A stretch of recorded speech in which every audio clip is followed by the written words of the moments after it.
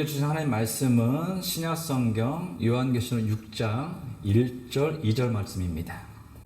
잘 주셨으면 제가 봉독합니다. 내가 보매 어린 양이 7인 중에 하나를 떼시는데 그때 내가 들으니 내 생물 중에 하나가 우레소리같이 말하되 오라 하기로, 이에 내가 보니 흰 말이 있는데 그 탄 자가 활을 가졌고 멸관을 받고 나아가서 이기고 또 이기려고 하더라. 아멘. 오늘은 7인의 비밀 첫 번째 시간으로 주님의 하나님의 말씀 대언하겠습니다. 우리가 지난주까지 살펴본 요한계시록 1장에서 5장 말씀은 앞으로 전개될 심판에 대한 요한계시록의 환상이면서 또한 서론에 해당됩니다. 오늘부터 살펴볼 요한계시록 6장에서 16장은 이제 본격적으로 심판에 대한 말씀으로 요한계시록 전체에서 본론이며 또 몸통에 해당되는 말씀입니다. 6장에서 16장에는 모두 3가지의 심판이 이제 이어서 나오는데요. 3가지 심판 이야기는 첫 번째는 7인에 담긴 심판, 두 번째는 7 나팔에 담긴 심판, 세 번째는 7 대접에 담긴 심판 이야기로 구성되어 있습니다.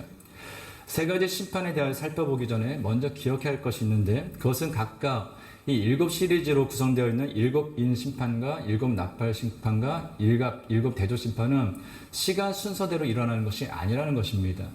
시간 순서대로 일어나는 것이 아니라 시간이 지날수록 점점 더 심판의 강도가 더욱더 강화될 것이다, 심화될 것이다 라는 것을 논리적인 순서로 보여준다 라는 것이죠.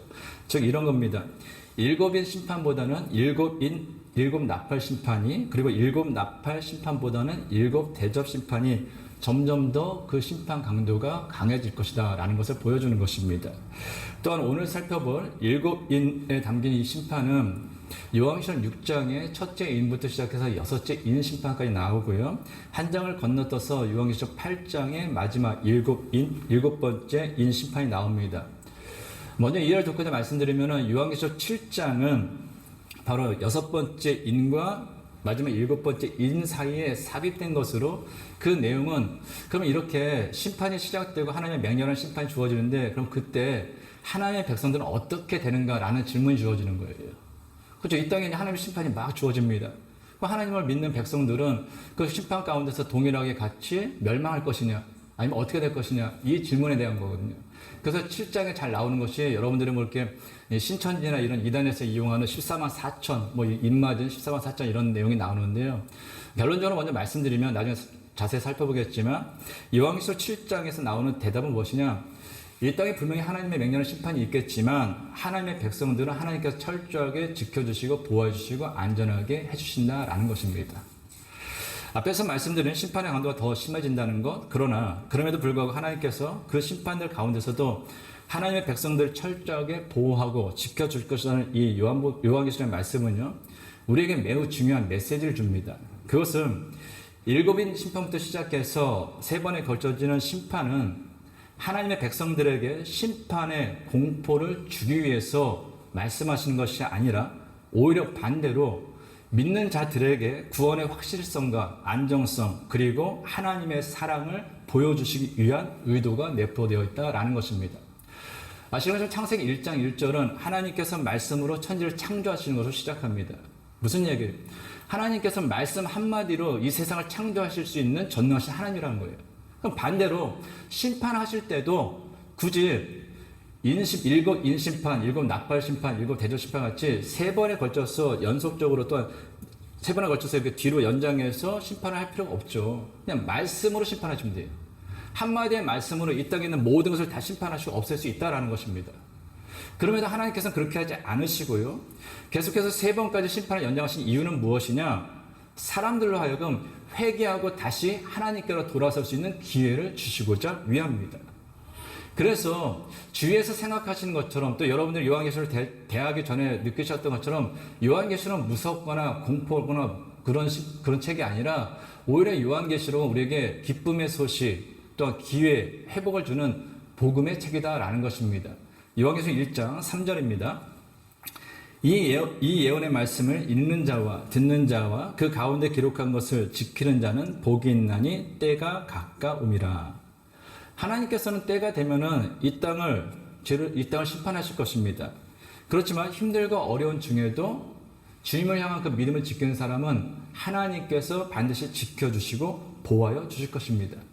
그래서 주님께서는 사도 요한을 통해서 이 예언의 말씀을 읽는 자와 듣는 자와 그 가운데 있는 것을 지키는 자는 복이 있다라고 말씀한 것이죠. 그러므로 말씀, 특히 이 요한계시록을 통하여서 두려움을 주고 공포를 주고 불안함을 조성하는 사람들은 조심하시기 바랍니다. 하나님께서 우리에게 창세기부터 요한계시록에 있는 그 모든 말씀, 나중에 있을 이 심판에 대해서 기록한 요한계시록까지 주신 것은 우리에게 불안함이나 어떤 공포를 주시기 위해서 주신 것이 아니에요. 성경 그 자체는 복음 아닙니까? 기쁨의 소식, 복된 소리잖아요. 그러니까 하나님께서 우리에게 요한계시록에 비록 이 땅의 마지막 심판에 대해서 예언되어 있지만 그것을 우리에게 주신 것은 다시금 회개하여 돌아설 기회를 주시고자 하는 그 우리를 향한 하나님의 사랑이 담겨있다라는 것입니다. 그러므로 성도님 여러분, 이 호주 멜번도 뭐 시티든 이렇게 보면 아니면 이렇게 스테이션 같은 데 다니다 보면은 간혹가다 이 요한계시록을 이렇게 뭐 강의한다 아니면 뭐 테이프를 주거나 이런 사람들이 있더라고요. 절대로 그걸 통해서 어떤 불안함을 주거나 두려움을 주거나 그래서 그걸 가지고 나를 올가맨다 라는 사람이 있으면은 조심하시고 늘 언제나 말씀을 대할 때는 하나님의 마음으로 우리를 향한 예수 그리스도 십자가에 내어놓으시기까지 우리 사랑하신 그 주님의 사랑의 마음으로 성경 모든 말씀을 대할 수 있기를 바랍니다. 오늘 본문 1절 상반절입니다. 내가 봄에 어린 양이 7인 중에 하나를 떼시는데, 우리가 지난주에 말씀을 나눈 것처럼 하늘 보좌에 앉으신 하나님께서는 오른손에 안가파 그 양면에 가득 글씨가 쓰여져 있는 두루마리를 들고 계셨습니다. 그런데 하나님께서 들고 계신 두루마리는 7인으로 봉해져 있어서 이 땅에 있는 누구도 그것을 펼칠 수가 없었습니다. 그래서 그 사실을 알고 사도 요한이 슬퍼하면서 통곡하며 울었죠. 바로 그때 24장로 중에 한 사람이 사도 요한에게 예수님께서 그 두루마리와 그 7인을 떼실 것이다 라고 말씀합니다. 그리고 하나님의 오른손에서 두루마리를 취하신 그 예수님께서 드디어 7인으로 봉하여진 두루마리에서 첫째 인을 떼셨습니다. 인을 뗀다라는 것은 종말을 의미하는 것이고 그 종말은 곧 심판을 초래하는 것입니다. 오늘 1절 하반절입니다. 그때 내가 들으니 내 생물 중에 하나가 물의 소리같이 말하되 오라 하기로. 지금 예수님께서 두루마리의 첫째 인을 떼시는 이 장면을 보면은 네 생물이 등장하는 것을 보게 됩니다. 이 네 생물은 예수님께서 첫째인, 두 번째인, 셋째인, 넷째인을 떼실 때 모두 등장하는데요. 이 네 생물은 요한계시록 4장에서 말씀드렸던 것처럼 동물의 대표인 사자, 가축의 대표인 소, 새들의 대표인 독수리, 또한 모든 피조물의 대표인 사람의 형상을 함으로 이 땅에 있는 모든 피조물을 대표한다라고 했습니다. 그러므로 이 땅에 있는 모든 피조물을 대표하는 이 네 생물이 주님께서 첫째인부터 넷째인을 떼는데 같이 등장한다라는 것은 하나님의 심판이 바로 피조세계의 파괴를 초래할 것이다 라는 것을 보여주는 것입니다. 그래서 이 인심판에 보면은 전쟁, 기근, 질병으로 인해서 이 땅이 하나님에게 의해서 심판받는 그 장면들이 나옵니다. 오늘 본문 2절입니다. 이에 내가 보니 흰 말이 있는데 그 탄 자가 활을 가졌고 면류관을 받고 나아가서 이기고 또 이기려고 하더라. 첫째 인을 시작으로 해서 넷째 인에는 또 공통점이 하나 있는데요. 그것은 모두 말이 등장한다는 것입니다. 아시죠? 말. 방금 읽은 2절에서 보신 것처럼 첫째 인을 뛸 때는 흰 말이 나옵니다. 백마, 하얀 말이 나와요. 그리고 이 흰 말을 탄 자는 활을 가졌고 면류관을 받았는데 나아가서 이기고 또 이기려고 합니다. 여기서 흰 말을 탄 자가 누군가에 대해서는 대체적으로 두 가지 좀 견해로 나눠지는데요. 그리스도라는 견해가 있고 또 정반대로 엔티크라이스트, 적 그리스도라는 견해가 있습니다. 성도님들은 지금 요한계시록 6장에 나오는 이 흰 말을 탄 자가 누구라고 생각하십니까? 좀 전혀 다르잖아요. 흰 말, 면류관. 흰 말을 탄다라고 생각하면 우리가 대부분 그리스도라고 생각할 수 있어요. 그러나 그것은 오해며 착각입니다.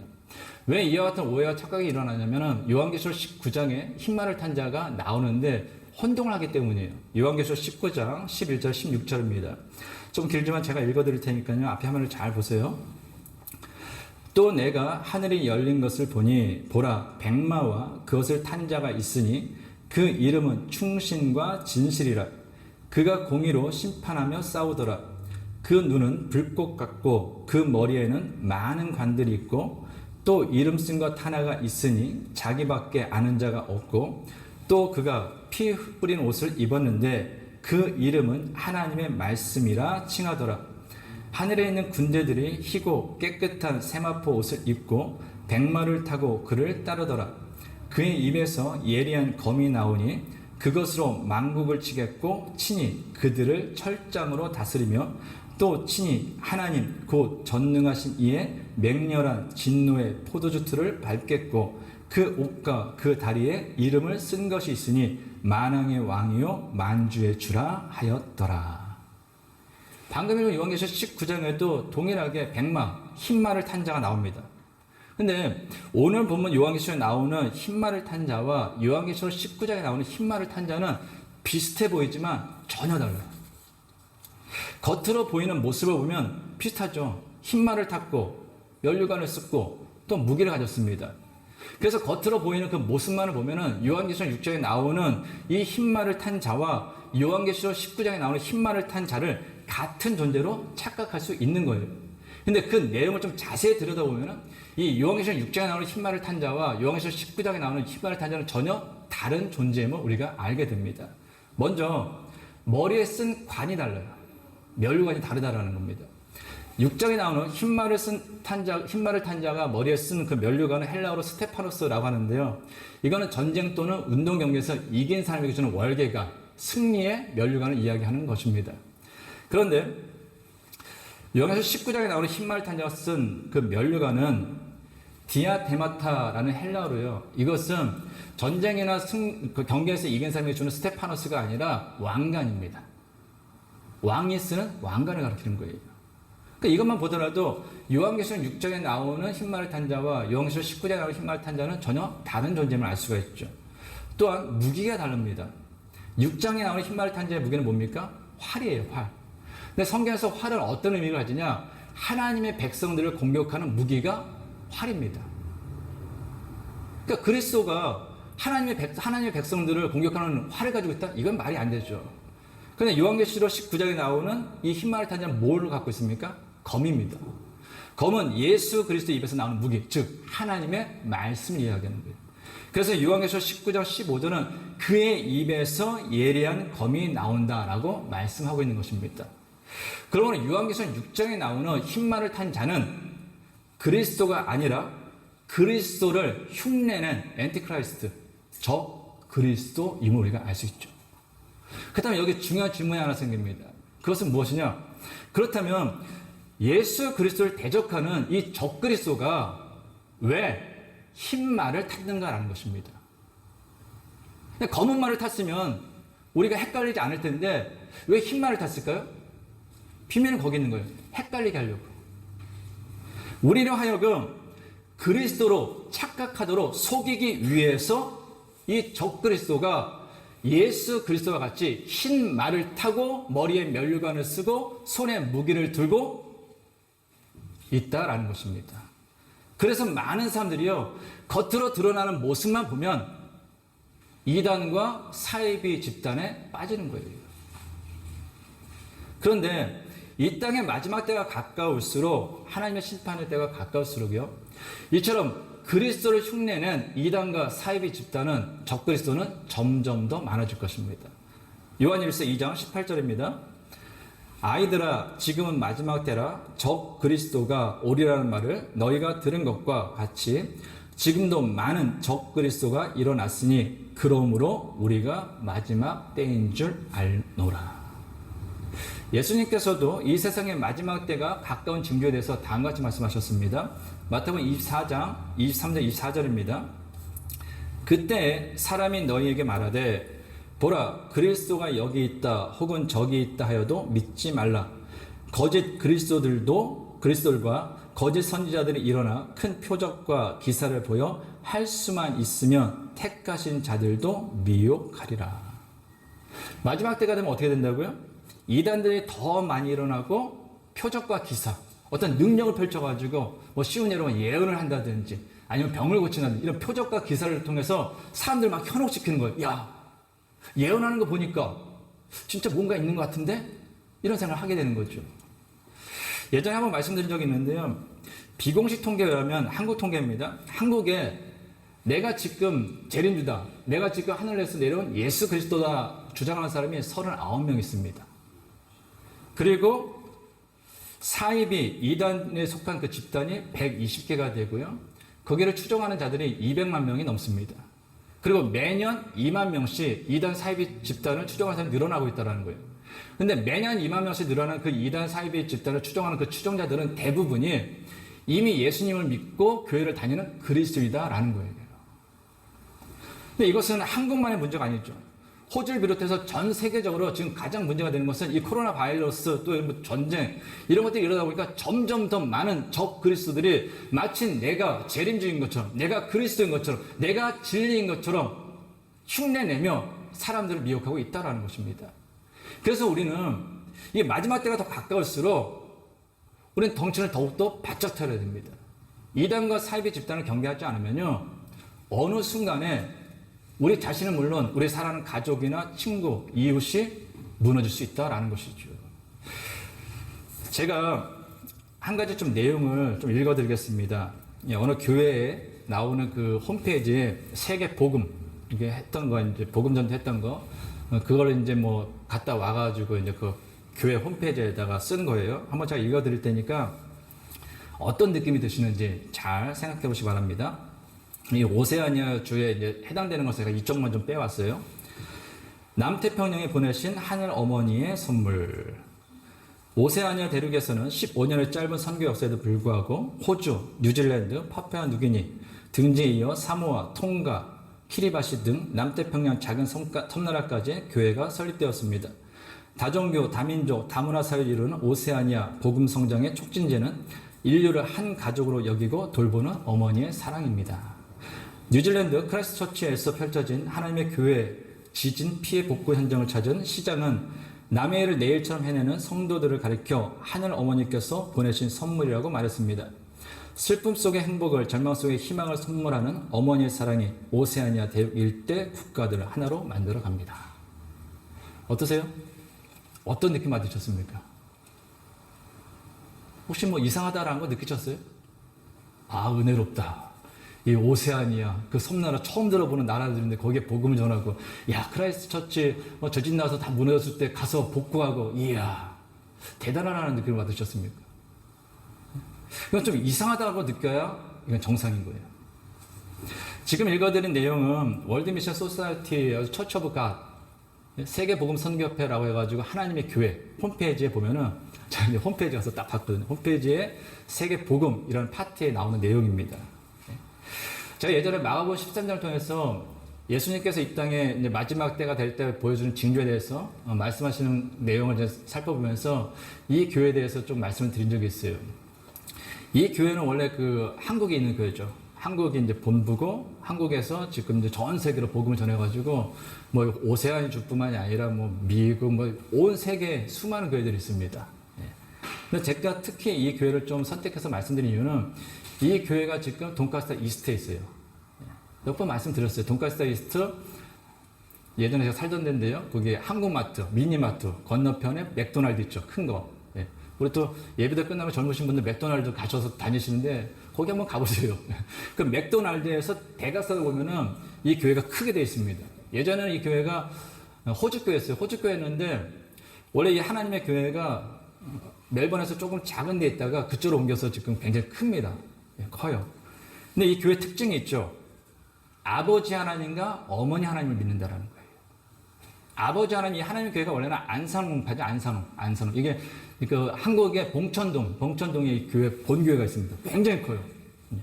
제가 이제 성기동 교회 그쪽이라서 제가 신발 다니다 보면은 보는데 엄청 크게 졌습니다. 하나님 아버지는 아버지 하나님 누구냐? 이 하나님의 교회를 세운 교주 안상홍을 이야기합니다. 근데 이 참 재밌는 게 이 안상홍이 하나님 아버지라고 하는데 아버지 하나님이라고 하는데 1985년에 죽어요. 근데 죽으니까 이 안상홍과 재혼한 아내 장길자 이 장길자를 어머니 하나님이라고 그때부터 믿는 거예요. 어머니 하나님. 놀랍죠? 네. 이 모든 그 이단과 사이비 집단의 그 특징이 있어요. 교주를 신격한다는 거예요. 그러니까 교주를 하나님처럼 믿는다라는 거예요. 근데 이들의 또한 특징이 하나 있습니다. 제가 예전에 돈가스 이스터 살다 보니까 이렇게 지나다 보면요. 여기는 토요일날 예배드려요. 성경대로 한다는 거예요. 성경은 안식일을 지켜라. 안식일 토요일이거든요. 그래서 거기는 토요일날 예배드립니다. 그리고 1년에 한 번 6월절을 지킵니다. 그래서 반대로 이야기하면 무엇이 되냐? 주일, 즉 우리와 같이 일요일에 예배드리는 모든 교회는 잘못됐더라는 거예요. 모든 교회는 잘못된 뭐냐? 자기들만 구원이 있고 우리는 구원이 없더라는 거예요. 이단의 특징은 무엇이냐? 같은 교회, 같은 예수를 믿는다고 이야기해요. 그러면서도 구원은 꼭 우리 교회만 있다는 거예요. 이건 다 이단입니다. 어떻게 구원이 우리에게만 있겠습니까? 구원은 예수 그리스도를 믿는 자에게 있는 거예요. 이 하나님의 교회에 대해서 한국에 있는 여러 이제 그 교단들이 연구해가지고 뭐 이렇게 여러 이제 이단들이 있지 않습니까? 이단과 사이비가 왜 이단인지 이제 보고하는 내용이 있습니다. 근데 결의 내용이 뭐 통일교나 구원판에 대해서는 뭐 교리적으로 문제가 된 걸 이야기한 게 있어요. 근데 이 하나님의 교회에 대해서는 아주 재밌게 이야기를 합니다. 이렇게 얘기를 해요. 계열은 안식도 계열이라는 거예요. 구원판에게 안식교는 다 토요일 안식일을 지키거든요, 지금도. 우리가 잘 아는 뭐 삼육두유, 삼육재단 같은 게 있지 않습니까? 거기가 이제 다 안식교죠. 그런데 그 결의 내용이 무엇이냐? 이렇게 얘기를 하는 거예요. 성경적으로 비판할 가치조차 없는 이단. 성경적으로 비판할 가치조차 없다라는 거예요. 다른 데는 뭐가 잘못했고 있어요. 예수님을 뭐 신성을 모독한다든지 아니면 예수님 인성을 부인한다든지 이게 있어요. 그런데 이 하나님의 교회는 성경적으로 비판할 가치조차 없는 이단이라는 거예요. 근데 문제는 무엇이냐? 그럼에도 불구하고 이 하나님의 교회가 한국을 비롯해가지고 전 세계로 지금 영향을 끼치고 있다는 것입니다. 홈페이지에 들어가 보면요. 웬만한 교회보다 더 잘 돼 있어요. 토요일날 예배를 드리는 그 모습을 보면요. 모습을 제가 가진 않았습니다. 지나다 보면은 주차장에 청소를 하고 주중에 잔디를 깎고 토요일날 되면 거기 주차장이 가득하고 찬양이 읊어집니다. 찬양 다른 찬양하는 거 아니에요. 우리는 똑같은 찬양이에요. 똑같은 성경을 봅니다. 홈페이지에 들어가서 보면은 거기에 뭐 말씀들도 있고 뭐 여러 가지 뭐 목회자들이 있고 나오는 거 보면은 웬만한 교회보다 훨씬 잘 돼 있어요. 비슷해요. 근데 달라요.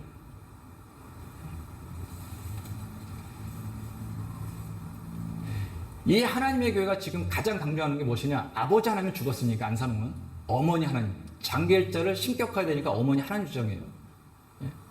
그래서 오늘 이 얘기를 좀 하고 말씀을 맞추려고 하는 건데요. 이 하나님의 교회 홈페이지에 가면은 교회 소개를 이렇게 보니까 이렇게 교회를 소개하더라고요. 제가 한번 글대로 읽어드리겠습니다. 이거 오해하지 마세요. 잘못하다 이거 잘 들으셔야지 또 목사님 이상해졌어. 이단을 소개하는 건 이런 거 아닙니다. 잘 보세요. 성경대로 아버지 하나님과 어머니 하나님을 믿습니다. 성경대로 믿는다라는 거예요. 하나님께서 우리의 구원을 위해 허락해 주신 성경 전반에 아버지 하나님뿐만 아니라 어머니 하나님이 증거되어 있습니다. 하나님의 교회는 아버지 하나님과 어머니 하나님께서 본보여 주신 사랑과 섬김, 희생의 본을 따릅니다. 그러면서 그들이 자신들이 왜 아버지 하나님 그리고 어머니 하나님을 믿고 주장하는지에 대해서 다음에 두 가지의 성경 구절을 내세웁니다. 첫 번째는 마태복음 6장 9절이에요. 마태복음 6장 9절. 그러므로 너희는 이렇게 기도하라. 하늘에 계신 우리 아버지여 이름이 거룩히 여기를 받으시옵니다. 예수님께서 우리에게 어떻게 기도해야 되는지 기도에 대해서 말씀해 주신 거예요. 근데 이 구절을 보면 뭐가 나와요? 하늘에 계신 우리 아버지. 아버지가 있으니까 하나님의 교회처럼 뭐냐? 아버지가 있으면 엄마가 있는 게 당연한 거 아니냐? 가족 구성을 보면 아버지 있고 엄마 있고 그 자식이 있고 그래서 어머니 하나님을 주장하는 거예요. 그리고 그 근거로 내세우는 성경 구절이 갈라디아서 4장 26절입니다. 갈라디아서 4장 26절입니다. 오직 위에 있는 예루살렘은 자유자니 곧 우리 어머니라. 위에 계신 예루살렘 뭐예요? 하늘에 있는 예루살렘 하나님 나라죠. 근데 거기에 누가 있어요? 우리 어머니가 있더라는 거예요. 누가 썼어요? 그럼? 사도 바울이. 그러니까 하나님의 교회나 장결자는 이렇게 얘기하는 거예요. 사도 바울은 알고 있었다는 거예요. 아버지 하나님뿐만 아니라 어머니 하나님도 있다는 걸 사도 바울은 알았다는 거예요. 그래서 오직 위에는 예루살렘 자유자니 곧 우리 어머니라고 기록했다는 거예요. 그럼에도 불구하고 기성교회들이 어머니 하나님의 존재에 대해서 알리지 않았다는 것입니다. 그러므로 우리에게 오라는 거예요. 우리에게 오면 지금까지 너희들이 알지 못했던 당신들이 알지 못했던 새로운 신세계 같은 복음을 가르쳐 주겠다라는 것입니다. 그래서 실제로 홈페이지에 들어보면은 외국 사람들 대부분 많이 가죠. 가보면은 놀라운 일을 경험했다는 거예요. 지금까지 듣지 못했던 말씀을 들었다라는 거예요. 왜요? 휘성교에서는 어머니 하나님을 당연히 얘기를 하지 않죠.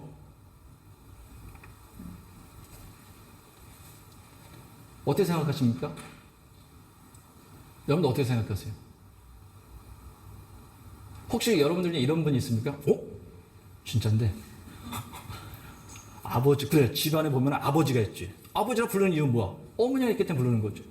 왜 예수님께서 우리를 하나님의 자녀라고 그랬겠어? 어머니와 아버지 사이에서 태어났으니까. 맞아. 기가 막히네. 라고 생각하시는 분은 없으셔야 됩니다. 이 이야기를 좀 하려고 해요. 장길자와 하나님의 교회가 주장하는 이 어머니 하나님이라고 표현하는 이 갈라디아서 4장 26절은요. 전체적으로 갈라디아서 4장 21절에서 31절의 말씀을 나오는 내용입니다. 근데 이 갈라디아서 4장 21절, 31절은 어떤 내용이냐면은 로마서나 갈라디아서는 내용이 좀 비슷해요. 어떤 내용이냐? 믿음으로 구원받는다라는 겁니다. 근데 유대인들은 늘 언제나 사도 바울이 이방세계에서 복음을 전하고 교회를 세우면 늘 언제나 이 유대주의자들, 가짜들을 찾아와가지고 이런 얘기를 하는 거예요. 예수 그리스도를 믿음으로, 즉 복음으로만 구원받을 수 없다. 반드시 할례도 받아야 되고 율법도 지켜야만 구원을 받을 수 있다라고 얘기를 해요. 그러니까 바울은 열심히 복음을 전하고 교회를 세우면은 이 율법주의자들, 가짜들이 와가지고 이 복음, 예수 그리스도를 믿는 것만이 아니라 할례도 받아야 되고 율법도 지켜야지만 구원받는다라고 이야기하니 이것을 가짜다, 그것이 진실이 아니다라는 것을 보여주기 위해서 이 아브라함, 구약시대에 있는 아브라함의 아내 사라와 아브라함의 또 다른 자식을 낳은 하갈, 사라의 여종을 비유로 해서 이 구절을 이야기하는 것입니다. 잠깐 살펴보면 이래요. 갈라디아서 4장 22절 23절입니다. 기록된 바 아브라함에게 두 아들이 있으니 하나는 여종에게서 하나는 자유 있는 여자에게서 낳다 하였으며 여종에게서는 육체를 따라 낳고 자유 있는 여자에게서는 약속으로 말미암아 느니라. 아브라함에게는 아내 사라가 있었어요. 저 본처예요.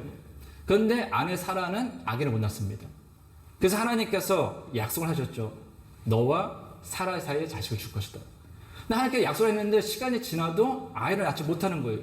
그래서 결국 이 아브라함이 사라의 요구를 따라서 사라의 여종 하갈에게서 낳은 아들이 이스마엘입니다.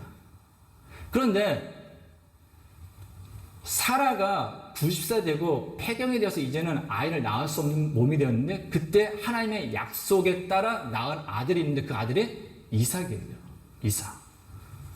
그러니까 이스마엘은 인간의 방법으로 얻은 아들이고 이삭은 하나님의 약속을 따라 얻은 아들입니다. 이해되시죠? 갈라디아서 4장 24절입니다. 이것은 비유니 이 여자들은 두 언약이라 하나는 신의 산으로부터 종을 낳은 자니 곧 하갈이라. 비유라는 거 비유. 그런데 이 두 여자 하갈과 사라는 비유인데 두 언약이라는, 이 두 언약은 뭐냐? 율법이라는 언약과 복음이라는 언약이라는 겁니다. 율법과 복음, 이 두 가지를 나타낸다라는 겁니다. 갈라디아서 4장 25절입니다. 이 하갈은 아라비아에 있는 신의 산으로서 지금 있는 예루살렘과 같은 곳이니 그가 그 자녀들과 더불어 종로를 타고. 여기 보면 하갈과 신의 산과 지금 있는 예루살렘, 땅에 있는 예루살렘을 얘기하는 거예요. 다 같다라는 거죠. 근데 신의 산은 무엇입니까?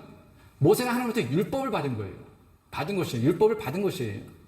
그러니까 예루살렘은 뭡니까? 율법이 행해지고 있는 율법의 중심지입니다. 그렇죠? 근데 예루살렘에 있는 율법주의자들은요, 그냥 아브라함과 사라의 후손이지 않습니까? 그렇죠? 이삭의 후손들이니까요. 이삭에게서 야곱 태어나고 야곱에게서 또 12지파가 태어나서 이스라엘이 된 거니까요.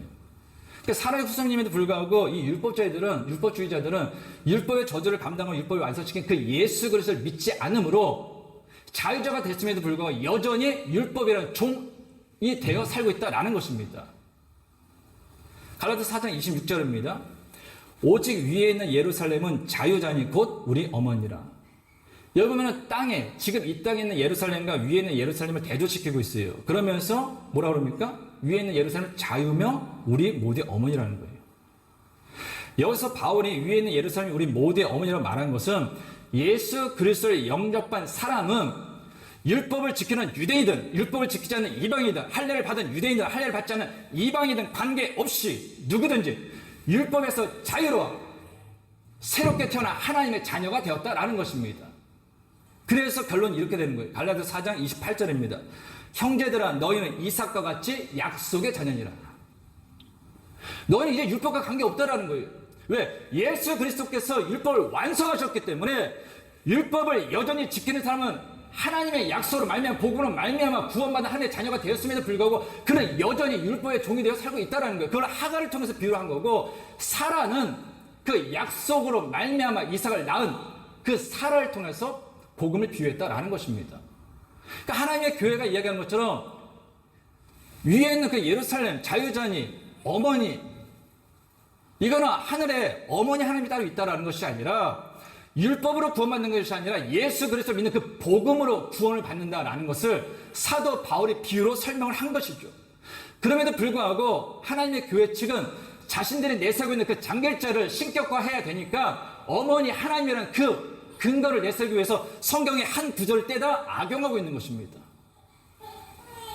이 외에도요, 수많은 이단과 사이비 집단들은 성경에 있는 수많은 구절 중에서 자기들이 원하는 한두 구절만 빼가지고 악용합니다. 그래서 혼란스러운 거예요. 분명히 성경을 이야기하거든요. 분명히 겉으로 보이는 모습은 비슷하거든요. 그러니까 헷갈리는 겁니다. 그래서 깊이 볼 수 있어야 돼요. 깊이 보기 위해서는 무엇을 봐야 되겠습니까? 성경을 볼 수 있어야 돼요. 어떤 사람이 비슷해 보이는 이단과 사이비에 빠지냐? 교회를 다녔지만 그리스도인이라고 하지만 어렴풋이 믿는 사람들이에요. 어렴풋이 믿는 사람들. 또 하나, 성경을 덮어놓고 믿는 사람들. 성경을 덮어놓고 믿으면 안 돼요. 펼쳐서 읽으면서 그런가 상고하면서 믿어야 된다는 것입니다. 그럴 때 우리가요, 비슷해 보이는 그 적그리스도로부터 우리 자신과 교회와 우리의 가족과 이웃과 믿음의 후배들을 지킬 수 있다라는 것입니다. 사랑하는 성도 여러분, 우리는 지금 사순절 첫 번째 기간을 지키고 있습니다. 말씀드린 것처럼 사순절은 예수 그리스도의 고난과 십자가의 죽음을 묵상하는 거예요. 예수님께서 왜 죽으셨습니까? 하나님께서 왜 독생자 예수를 이 땅에 보내주셨습니까? 죄 있는 우리 한 사람을 죄에서 건져내요 하나님의 자녀 삼으시고죠. 그러니까 당신의 몸을 깨뜨리신 거예요.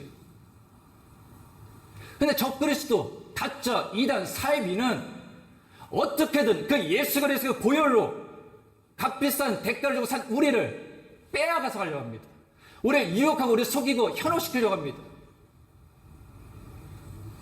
자녀된 우리가 이단에 빠지고 사이비에 빠지고 그 말에 그런가? 넘어가면 그 모습을 보시는 하나님의 마음이 얼마나 찢어지게 아프시겠습니까? 얼마나 괴로우시겠습니까? 말 그대로 피 눈물 나는 것이죠. 그런 상황 속에는 말세가 시작했다라는 것은 어떤 많은 일이 일어나는 것도 우리 주위에 가짜들이 득세한다라는 것을 기억하시고 늘 언제나 말씀을 가까이 하십시오. 말씀을 읽으시고 묵상하시고 암송하시고 연구하십시오. 제가 말씀을 준비하거나 어떤 걸 찾아보기 위해서 홈페이지, 인터넷에 보면은 인터넷에 보기가 좀 두려울 때가 있어요. 왜 그러냐? 어떤 걸 딱 펼치면은 인터넷에 먼저 나오는 게요, 하나님의 교회, 신천지, 이런 이단들의 내용들이 훨씬 많아요.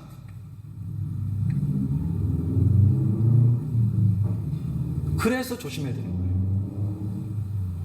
그래서 여러분들이 성경을 좀 깊이 매일 보내드리는 그 말씀, 묵상, 그것도 좀 매일 보시면 정말 감사하겠고요.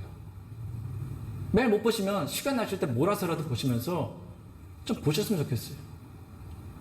그래서 예수 그리스도의 그 값비싼 보혈로 구원받은 하나님의 자녀들로서 이 시기를 잘 견디고 이김으로 하나님 보좌에 같이 주님을 찬양할 수 있는 우리 모두가 될 수 있기를 간절히 주님 이름으로 축원합니다.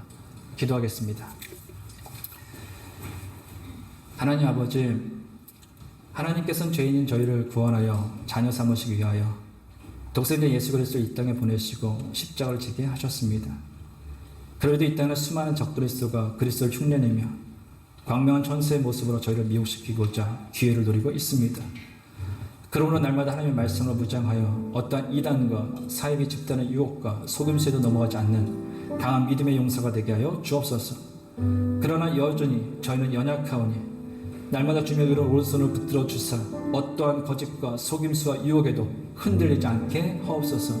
예수님의 이름으로 기도하옵나이다. 아멘. 우리 다 같이 찬양하며 우리 격단에 기도합니다.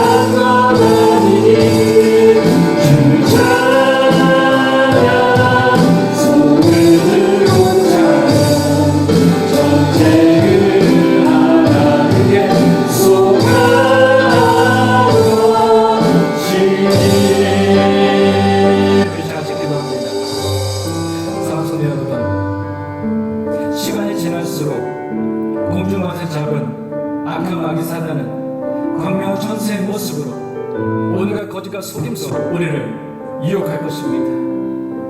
때로는 표적으로, 때로는 기사로, 때로는 우리들 마음에 드는 물질로, 아니면 좋은 인간관계로 우리를 속일지 모릅니다. 그래서 우리는 정신을 바짝 차려야 합니다. 그래서 우리는 말씀의 검을 가져야 합니다. 그리고 무엇보다 날마다 주님과 함께 살아가야 합니다.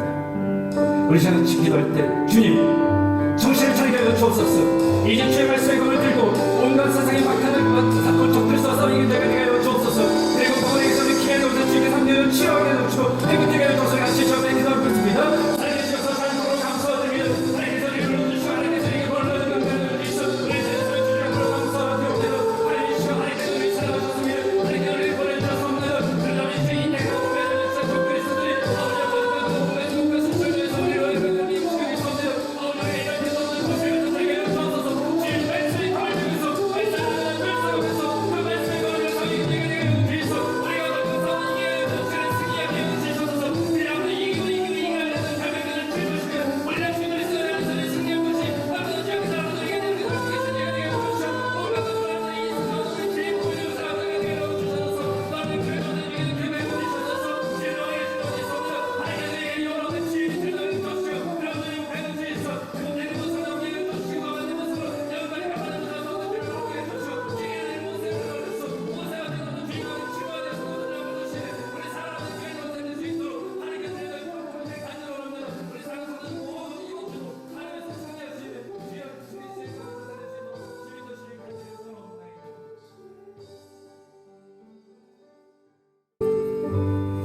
이제는 우리 주 예수 그리스도의 은혜와 하나님의 크신 사랑과 성령님의 교통하심이 그리스도를 흉내내며 광명한 천사의 모습으로 미혹시키고자 기회를 노리고 있는 적그리스도의 어떤 유혹과 속임수에도 넘어지지 않도록 날마다 하나님의 말씀으로 무장하며 주님과 함께 오늘을 살아가기 원하는 모든 성도들과 병원에서 치유받으시며 회복 중이신 우리 김양자 권사님 위에 이제부터 영원까지 함께 하시기를 간절히 축원하옵나이다. 아멘.